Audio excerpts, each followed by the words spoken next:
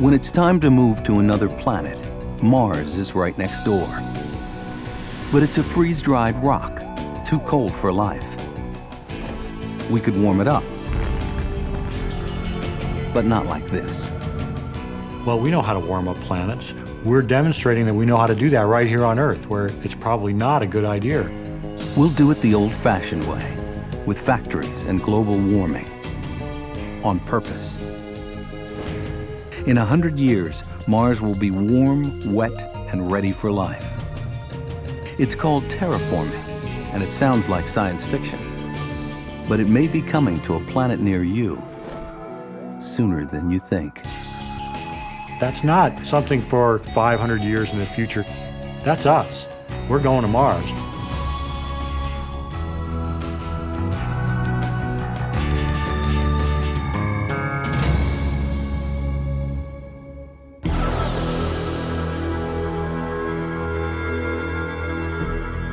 What would it take to make water flow on a world where the average temperature is 80 below zero?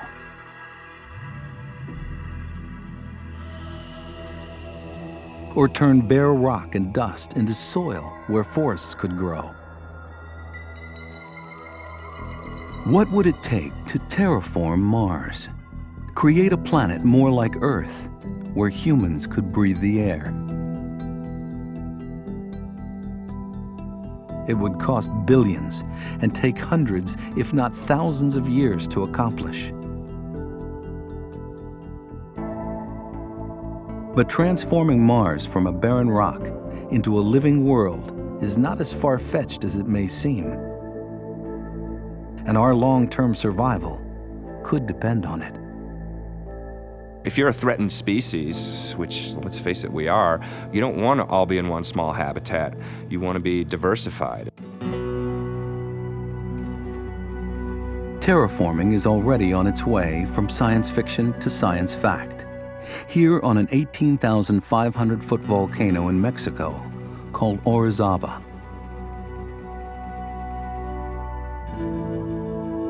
It's a magnet for climbers, adrenaline junkies, and planetary scientists. Chris McKay is one of them, an astrobiologist interested in the possibility of life on other planets. His research takes him to extreme environments all over the world. Places that expose the limits of life on Earth. What draws him to Orizaba are the trees, and in particular, the tree line. At 13,000 feet, it's among the highest in the world, which means these pine trees live right at the edge of what trees can tolerate. We're trying to understand what is it that sets the tree line.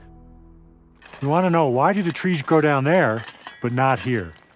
Clearly it's warmer down there and temperature is the key variable, but something in the forest ecosystem is responding to temperature. McKay and colleagues from the National University of Mexico have been experimenting with seedlings above the tree line, following their progress over time. So that's 152 for? Yeah, 152. It's basic environmental research to understand how the ecosystem works. But for McKay, there's another motive, with implications far beyond this mountain and even this planet. He hopes that discovering the minimum requirements for trees on Earth will get him closer to understanding what it would take to grow trees on Mars. At the moment, Mars looks like a bad place to grow anything. 50 million miles farther from the sun than Earth, it's a frozen desert of rock, ice, and dust.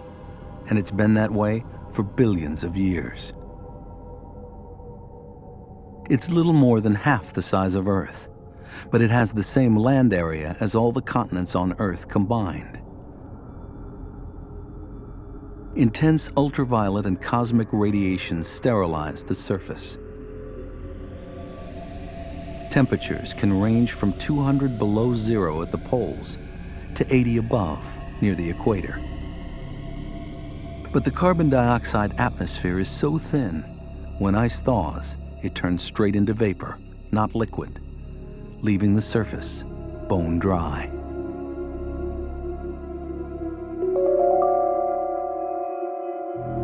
To bring this hostile world to life would take planetary engineering on an almost inconceivable scale. But McKay believes the potential is there, waiting to be tapped. And the Orizaba volcano is a kind of living laboratory for understanding how it might happen. Conditions on Mars are like the top of a very high mountain. Imagine a mountain on Earth 100,000 feet high. That's what it would be like on Mars. Very low pressure, very low temperature, high radiation, conditions so harsh that no life form on Earth could survive. There are no 100,000-foot peaks on Earth, but the 18,500-foot summit of Orizaba is a polar desert like Mars, with a very thin atmosphere and temperatures close to zero. But at lower elevations, the temperature rises as the atmosphere thickens. Bare rock gives way to grassy tundra and the first signs of life on the surface. Then, abruptly, the tundra gives way to trees, a dramatically more diverse ecosystem.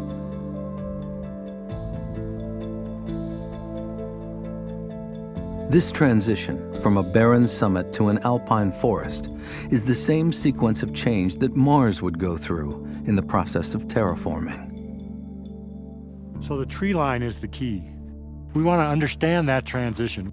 We want to know how much do you have to push Mars? How warm do you have to make it before the first forest, before the first trees can grow on Mars? Terraforming has been a special passion of McKay's throughout a long career as a researcher and scientist on planetary missions. It began with the realization that Mars was not always as hostile to life as it is today. Orbiters have found dried up lake beds, river channels, and deltas all over the planet. Clues to an early Mars that was a warmer, wetter place than it is today. The rover's spirit and opportunity have found rocks and minerals that could only have formed in the presence of water.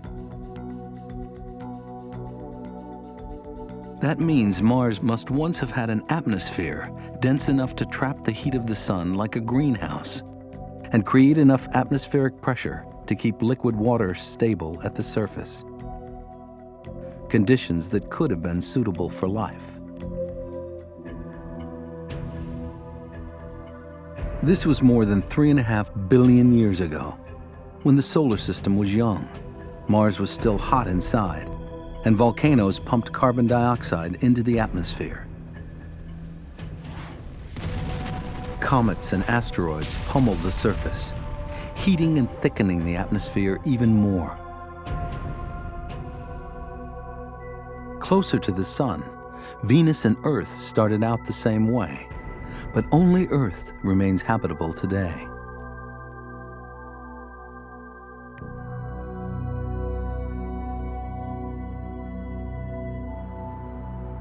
As the Earth cooled, rain washed much of the carbon dioxide out of the atmosphere, dissolving it in the oceans, where it combined with other elements to form carbonate rocks on the sea floor.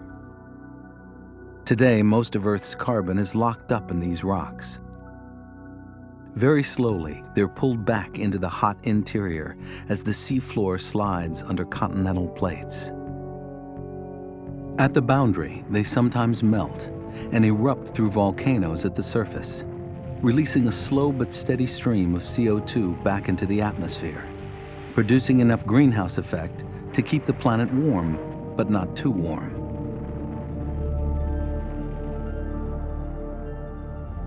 As life evolved, it continued to transform the atmosphere for its own benefit, adding a mix of oxygen and nitrogen suitable for life. This delicate balancing act of biology and geology sustains our biosphere today. Venus wasn't so lucky. Closer to the sun, it turned into a runaway greenhouse. Its early oceans boiled away, leaving a world so hot and dry, visiting spacecraft have lasted only a few minutes on the surface. Venus today is like an Earth that's been baked dry. It's very much like the Earth in many respects, but it's got 100,000 times less water.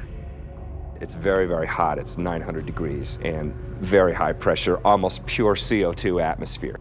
So it's like your worst nightmare of the greenhouse effect.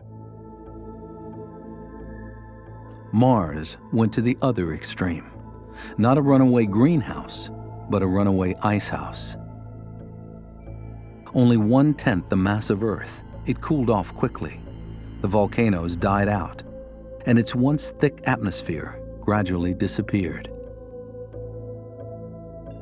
With almost no greenhouse gas to trap the heat of the sun, create pressure and block radiation, Mars turned into the sterile, freeze-dried world it is today.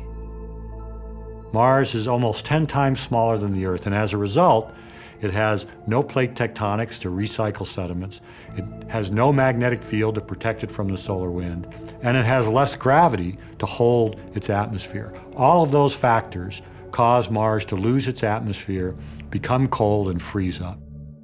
But remnants of the early atmosphere may still be there, buried, frozen, or bound up in the soil. And figuring out how to get them back is McKay's goal. Think of it as a thought experiment. There's a world out there, we have evidence that it once had water, once had habitable conditions, it may have had life. Could we imagine bringing it back to life? Is that within the scope of our understanding of planetary science and the technologies that we humans can deploy? To terraform Mars, we'll need to rebuild its early greenhouse atmosphere, and that will require carbon dioxide and water. There's some carbon dioxide frozen at the poles as dry ice, and more saturating the ground, like water in a sponge. The gas releases in the summer months, thickening the atmosphere by 30%, and then condenses back to the ground when it turns cold again. That accounts for some of the original CO2 atmosphere, but there should be more.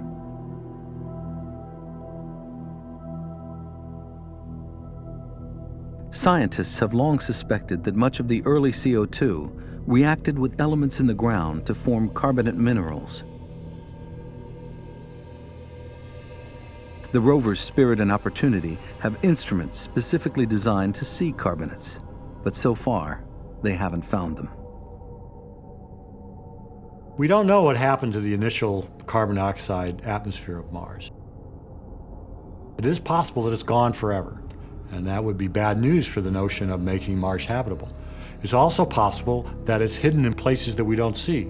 After all, we've only dug down below the surface a few inches. It would be premature to think that we know everything that's going on about Mars. But it's a mystery, and it's certainly one of the key questions that needs to be answered in terms of, can Mars be restored to habitability? Is there enough carbon dioxide available to make a thick atmosphere? If the answer is yes, then we've got a plan. If the answer is no, then that's a serious problem, and it pushes off restoring Mars to habitability to some future technology that we don't understand yet. Still, McKay is optimistic about the carbon dioxide, and he's even more confident that there's plenty of water on Mars in the form of ice. In 2002, an orbiter detected vast reservoirs of hydrogen, shown in blue here.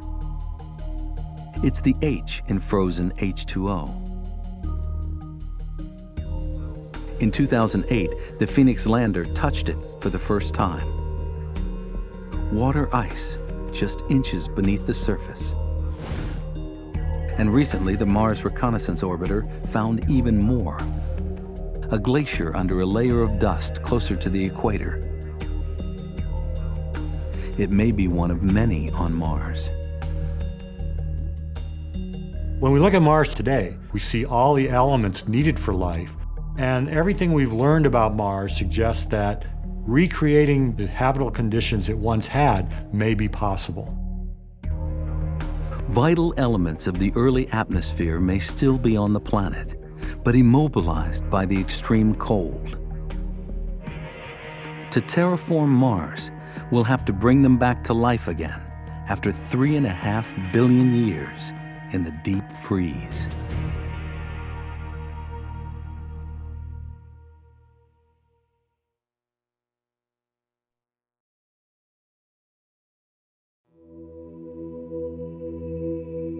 Mars is a dry, frozen world today. But colonists from Earth will someday be looking for ways to make it more like home. The first and most important step in making Mars habitable is to warm it up.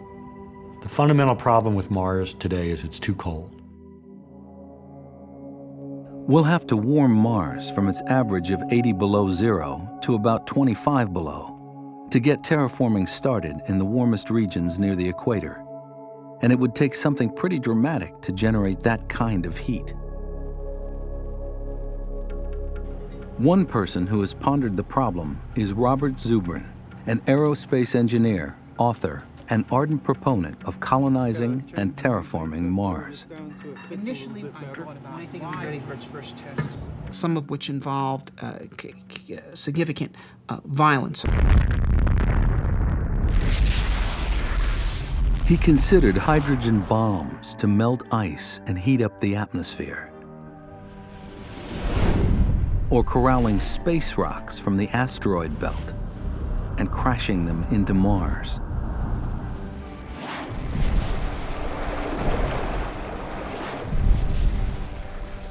But he's had second thoughts about that. I've come to realize that while some of them might be workable in principle, that none of them are really workable in practice. Zubrin's long-range vision of Mars involves people, permanent colonists calling the planet home. And they'd want to survive the process of warming it up. The people who are actually going to terraform Mars are going to be the people who live on Mars. Okay, they are the only ones who will have a significant enough stake in the outcome of terraforming Mars to want to expend the resources that would be required to change a planet. So they're not going to want to do things like exploding hydrogen bombs on the South Pole. In fact, there is an easier way, and we've been practicing it on Earth for the past 150 years. We know how to warm up planets. We're demonstrating that we know how to do that right here on Earth, where it's probably not a good idea. By burning fossil fuels, the carbon remains of ancient plants, we're pumping out carbon dioxide faster than the Earth can take it back in.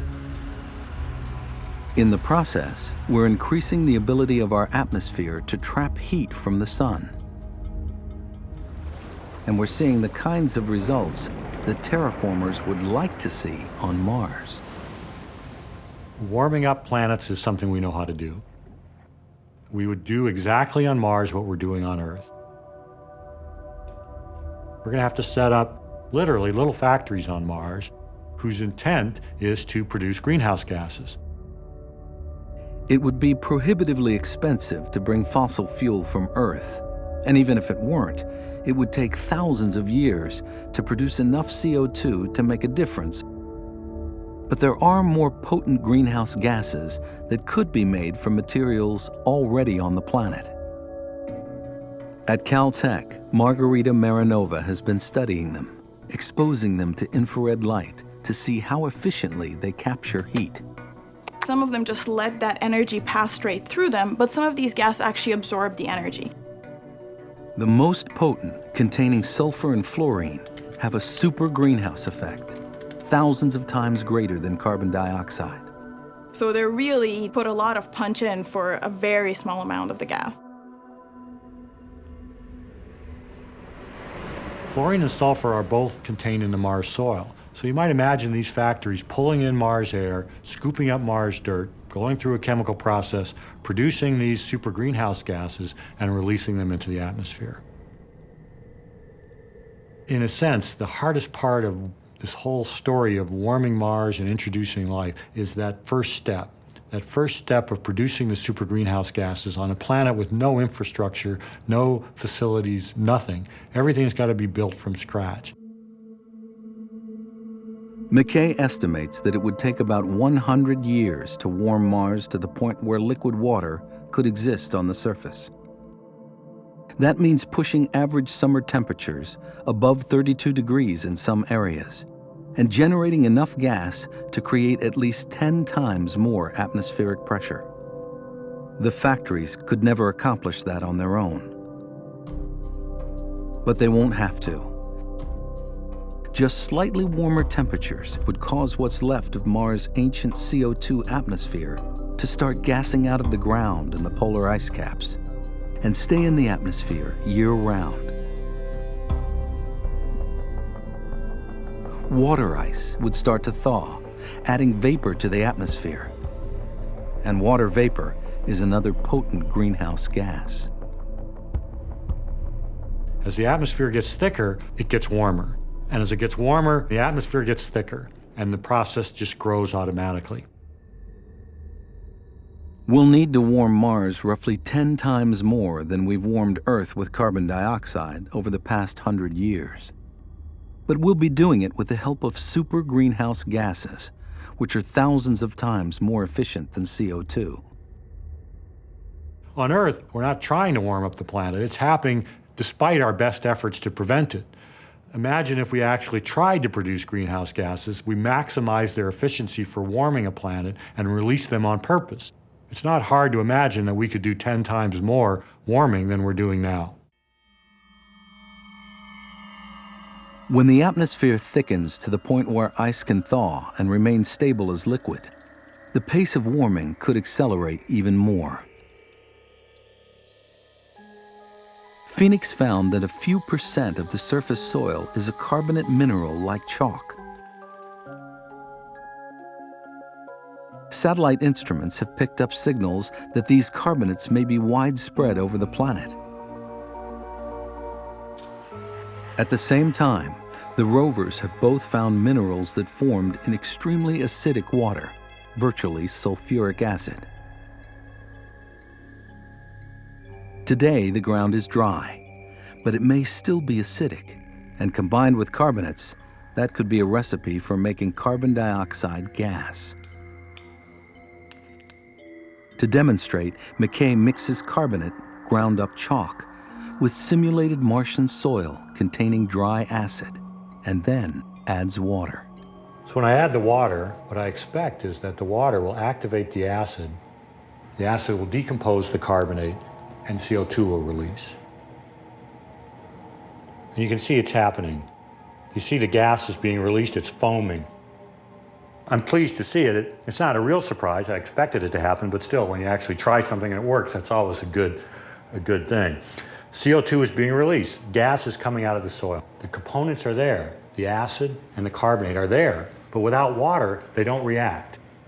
This could be the way we make a thick atmosphere on Mars. Just add water.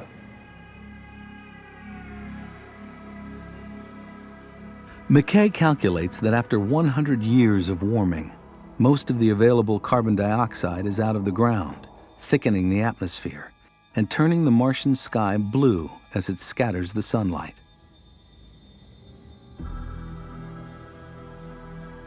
Ice thaws and water pools in ancient depressions for the first time in billions of years.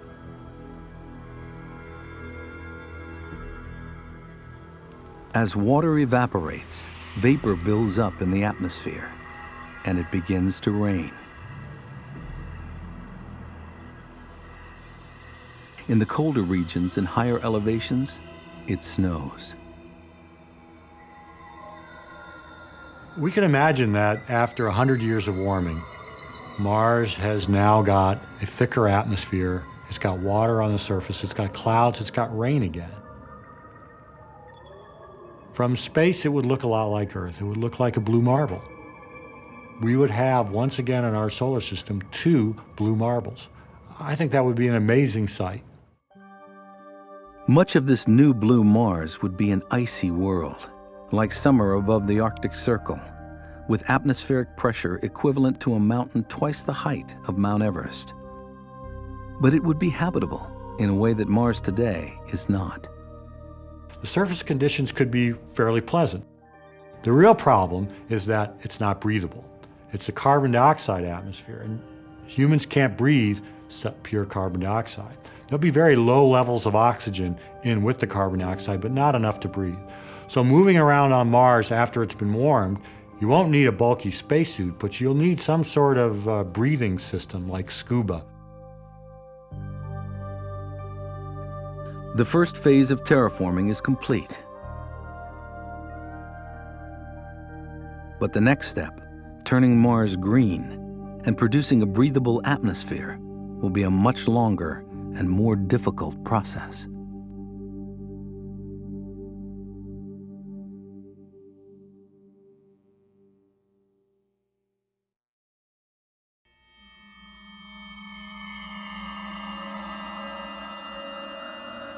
After 100 years of warming, Mars is ready for life.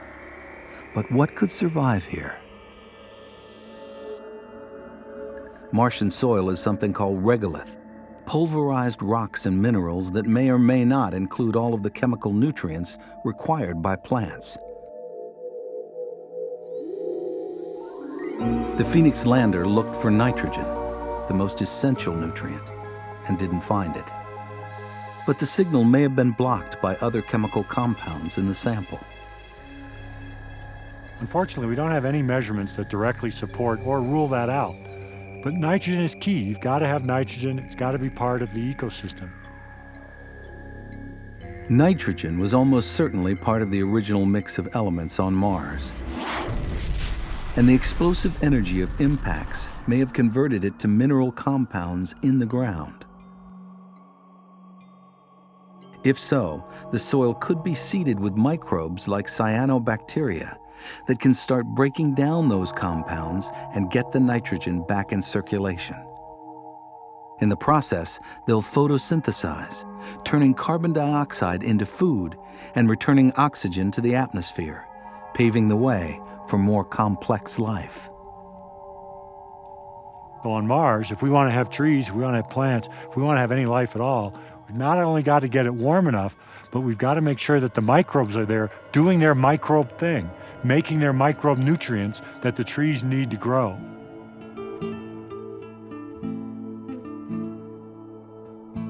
Even after 100 years of warming, some parts of Mars would still be like the summit of Orizaba, a polar desert too cold and dry for any kind of plant life.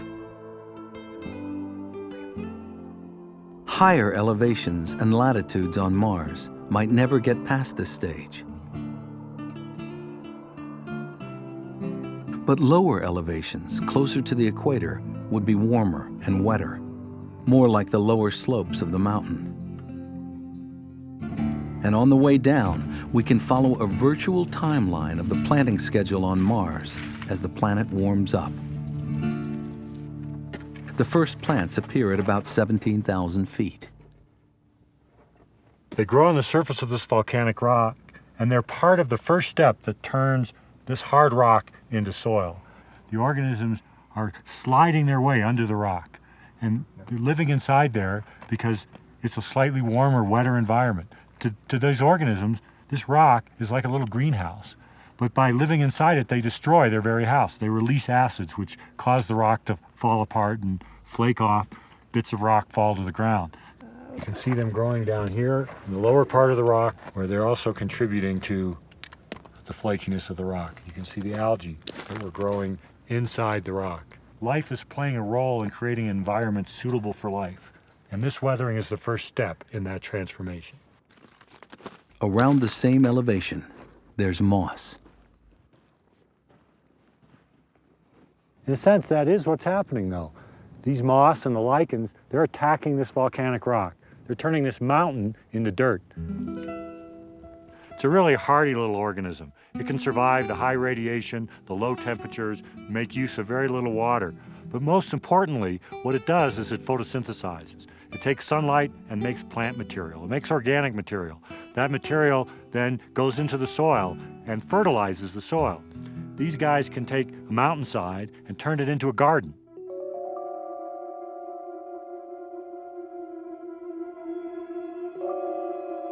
They'll be the first imports of plant life from Earth, perhaps 50 to 100 years after warming begins.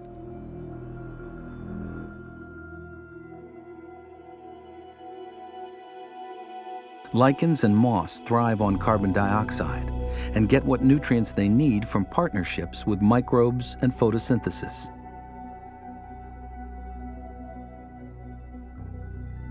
They build soil, help create more nutrients, and set the stage for what comes next. At about 15,000 feet on Orizaba, we find grass. The ecosystem is called tundra on Earth, a mix of grass and woody shrubs along with lichens and moss. As the plants grow and die, they enrich the soil and hold more moisture in the ground. Then, at 13,000 feet, where it's a few degrees warmer and there's a little more oxygen, tundra gives way to the tree line. A crucial milestone in turning Mars into a truly habitable world.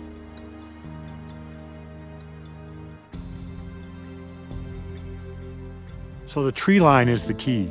That's what we need on Mars. Because trees and forests are really going to move Mars from just a warm, carbon dioxide-rich planet to a planet with oxygen that's breathable by animals. Forests will be the engines that create the oxygen. And that engine of biological productivity is what will drive Mars into a state that will be a rich and diverse biosphere. Research at Orizaba finds that 41 degrees is the minimum average temperature for the world's hardiest pine trees. When parts of Mars reach that threshold, the planet will be ready for trees of its own. It will begin with high-altitude pine trees imported from Earth.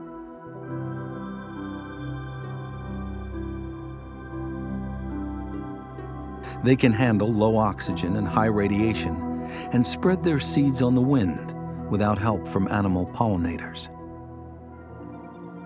And so we go from bare, volcanic rock to a forest full of life. In fact, the tree line on Mars will look like the tree line here on the highest mountain in Mexico. These extreme high-altitude trees are the first organisms that might be producing significant oxygen on Mars. It will take generations of work and possibly genetic engineering to get things started. But then the Martian forests will spread on their own, improving the soil and the atmosphere, creating a livable world for more than just plants.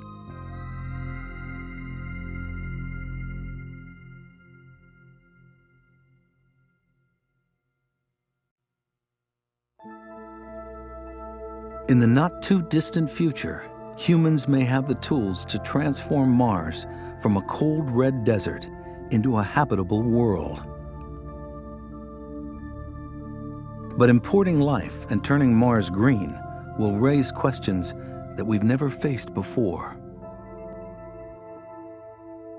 We can restore habitable conditions to Mars. The fact that we can, to me, opens up the question, should we? What we do will, I think, set the pattern that will reflect on us as a species for the rest of time. Mars will be where we set the precedent. And that's why I think it's very important that we do it carefully. There's no sign of life on Mars today, and every reason to believe that it can't exist on the surface. The lack of water and shelter from radiation guarantee that. But there could be ancient microbes frozen in the ground, needing only warmer temperatures to wake up. If so, they could answer the biggest question in space science. Has life originated more than once in the universe? Mars and Earth have been swapping rocks for billions of years. What's knocked off one planet by an asteroid strike often lands on the other. And it's not inconceivable that microbes have sometimes gone along for the ride.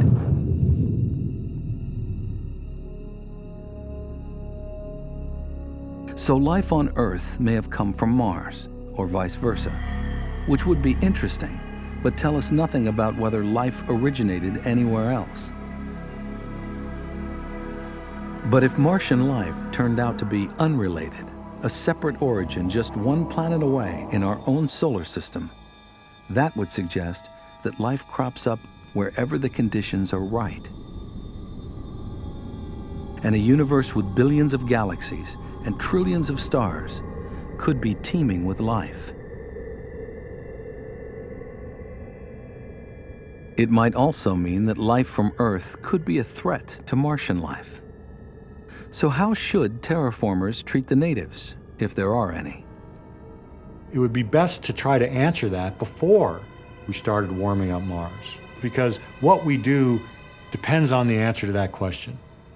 If we find that Mars has life that's the same as Earth's, then it doesn't matter, and we move down the path of sharing life from Earth with Mars.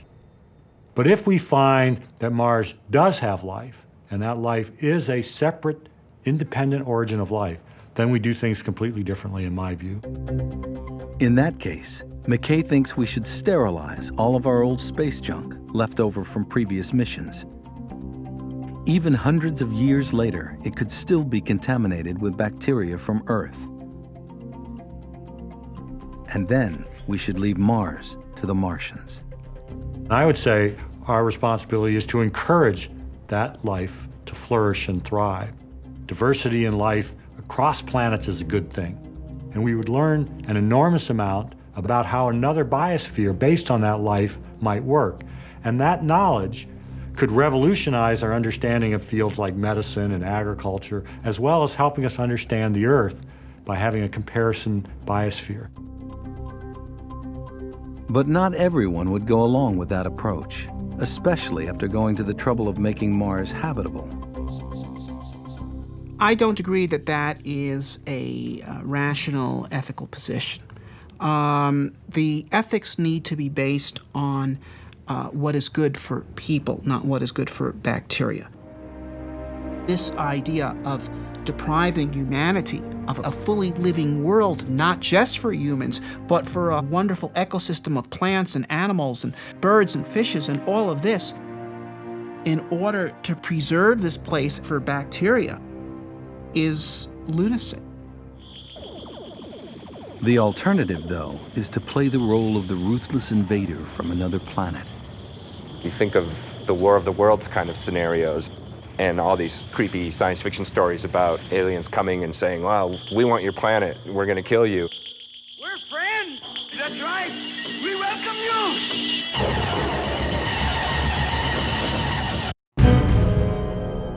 you. You know, we think of that as evil. I mean, that's just not being a good neighbor. But I'm fairly convinced that we won't have this problem because I don't think there is life on Mars. But even then, there's the question of whether we should tamper with Mars at all, whether it's dead or alive. Picture the tracks left by the Mars rovers. It strikes me there's two different ways you can view that. One is the despoiling of a pristine, perfect natural landscape that should have been left alone. It's akin to tracks left by some four-wheelers who were driving on some beach and ripping up the dune grass, and it's vandalism. That's one way to look at it. The other is picture this evolutionary moment of life coming to a place with no life. To me, that's inherently good. In my view, if Mars is lifeless, it really changes the equation. There are a lot of unknowns, and we need to understand Mars better to be more confident that something won't go crazily wrong that we're not expecting. But it's hard to have a bad consequence on a rock.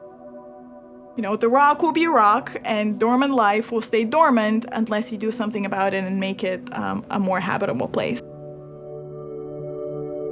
The world we see on Mars today is interesting, it's beautiful, it contains a fascinating scientific record, but in my mind, that must yield to the superior value of biology and life. Not just human biology and human life, but life as a phenomenon, that is the overriding principle, biology. Because we live on a planet that's so full of life, we tend to think of disturbing nature as synonymous with disturbing life. And we don't have much experience with places that are truly, truly dead. In my view, Mars is like the vacant lot next door. Why not go there and, if it really is the vacant lot, why not plant a garden? Once planted, the garden will take on a life of its own. And what happens then could shape the future of our species.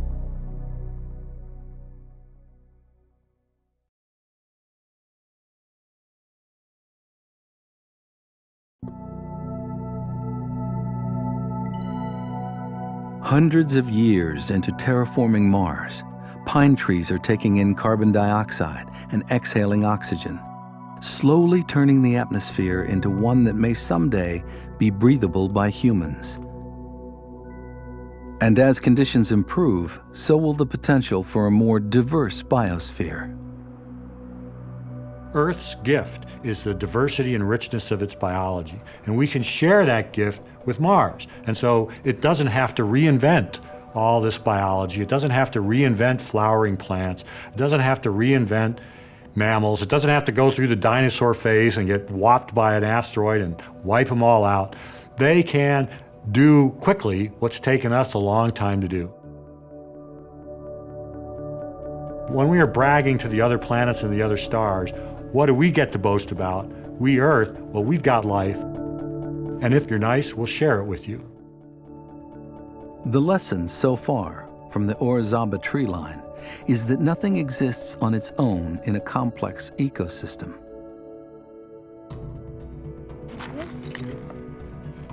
Trees grow where it's warm enough and wet enough for microbes to produce nutrients in the soil.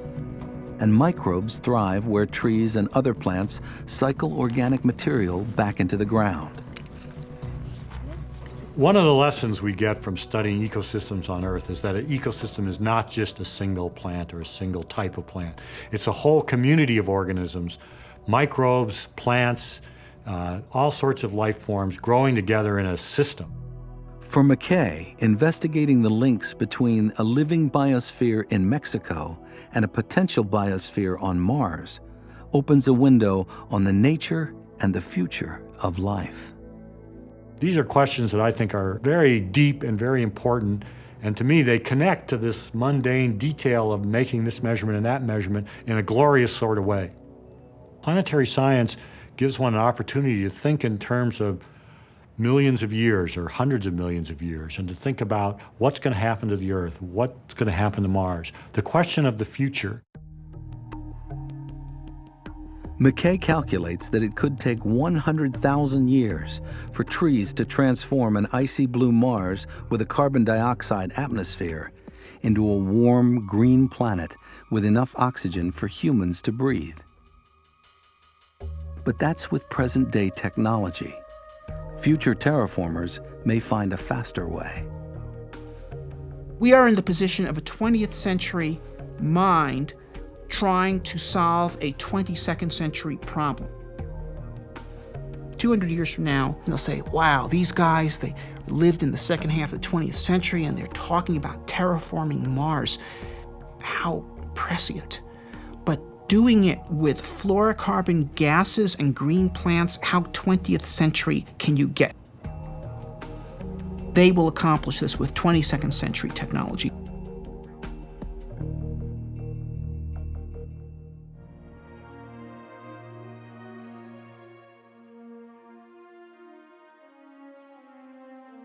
We can't predict exactly what a fully terraformed Mars would look like, how warm, wet, and diverse it might become.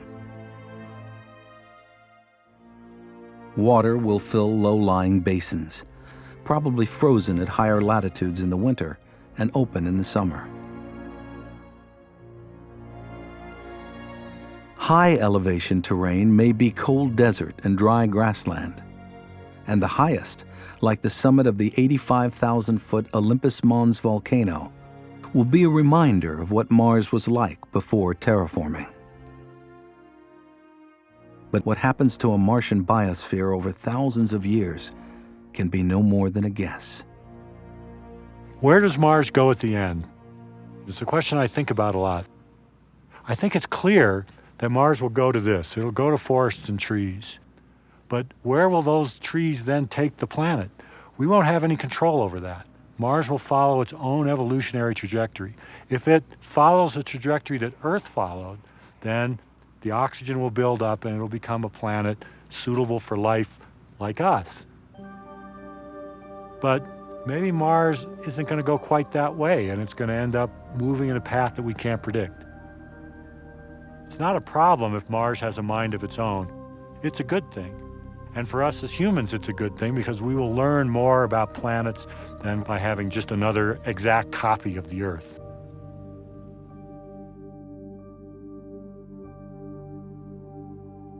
It may be 50 or 100 years from now, but eventually, humans will be living on Mars. And it's not too soon to consider the choices we'll face when we get there. That's fascinating to me, the notion that we as a species can ask that question. What are we going to do when we get to Mars? I want to see that dialogue happen. I want to see us as a species discussing it because we're on the verge of getting to Mars. We can see that. That's not something for 500 years in the future, some distant new technology. That's us. We're going to Mars. It's the nature of humans to explore, to investigate everything within reach. It's the nature of life to fill every available niche. And Mars will someday be available. Just as birds transport the seeds of life to barren islands and turn them into lush places instead of just barren rocks with a few bacteria on them, we're the kind of bird, as it were, that can take the seeds of life from Earth and transport it to the barren islands that exist in space right now and turn them into bountiful, living worlds. So I think we will do that someday. We'd be less than human if we didn't. Along the way, we may learn something about how living planets work and how to keep them alive. The primary benefit the citizens of Earth will derive will be knowledge. And it'll be knowledge that may also have practical benefits in managing our own planet. No matter what we do in space, we are going to have to manage the Earth. And Mars is not an excuse to mismanage the Earth. In fact, we have to view it the opposite. Mars is part of the lesson plan in learning how to manage the Earth. Mars lost its early atmosphere in part because it was small and lacked the internal heat necessary to keep it going. A terraformed Mars would eventually suffer the same fate, but it would happen very slowly, over tens of millions of years. Eventually, Mars will lose its atmosphere. It won't be habitable forever. But then nothing is forever. Even the Earth won't be habitable forever. In the far distant future, as our aging sun grows larger and hotter, the inner planets, Mercury, Venus, Earth, and Mars, will be burned to a crisp.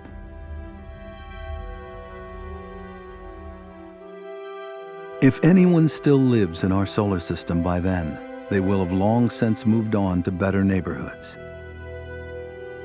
Perhaps one of the moons of Saturn, like Titan, or farther on to another star system. If so, Mars may be the place where their distant ancestors first learned how to live on another planet.